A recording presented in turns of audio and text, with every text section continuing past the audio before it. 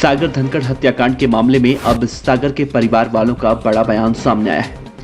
सागर धनखड़ के परिवार वाले इस पूरे मामले को भटकाने का आरोप लगा रहे हैं। जिस फ्लैट के विवाद को लेकर चर्चाएं जोरों पर चल रही थी, या फिर यूं कहें कि ये बातें कही जा रही थी कि सुशील कुमार पहलवान ने फ्लैट के विवाद को लेकर सागर धनखड़ की पिटाई की थी, जिसके बाद उसकी मौत हो गई। लेकिन अब सागर धनखड़ के परिवार वालों ने फ्लैट मामले में अपनी चुप्पी तोड़ी है।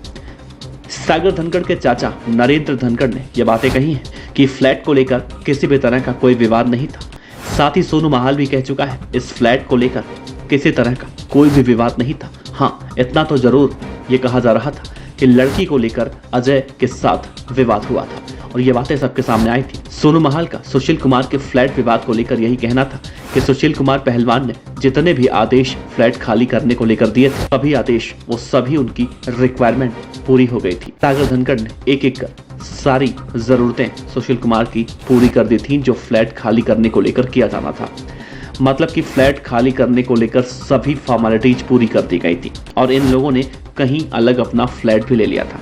लेकिन जब सुशील कुमार पहलवान ने फ्लैट खाली करने के लिए कहा था तो उस दौरान सागर धनखड़ की तरफ से कुछ समय जरूर मांगा गया था, क्योंकि इतनी जल्दी ना तो कोई फ्लैट खाली करता और ना ही किसी को इतनी जल्दी नया फ्लैट मिलता। उस दौरान कोरोना वायरस चल रहा था और सब कुछ उस समय ठप सा था।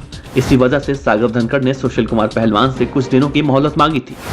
सागर धनखड़ के चाचा नरेंद्र सिंह धनखड़ ने कहा है कि किस तरह से सुशील कुमार कह रहा है कि सागर उसके फ्लैट का किराया नहीं दे रहा था, जबकि सुशील ने 15 मार्च को ही फ्लैट खाली करने को कहा था और 31 मार्च को उसके फ्लैट का किराया सागर धनखड़ ने चुका दिया था। किराए का कोई विवाद ही नहीं था, किराया चुका दिया गया। सागर धनखड़ के चाचा नरेंद्र सिंह धनखड़ ने ये बातें कही हैं। सागर धनखड़ के परिवार वाले और सोनू महाल के इस बयान के बाद ये तो कहीं से नहीं लगता कि फ्लैट को लेकर विवाद आगे बढ़ा हो। ये विवाद जरूर किसी न किसी अलग वजह से रहा होगा। फिलहाल पूरे मामले में कोर्ट का फैसला जब तक नहीं सामने आ जाता तब तक कुछ भी कहना बेईमानी होगा। खैर, आप इस पूरे मामले पर आप अपनी राय जरूर रखिएगा।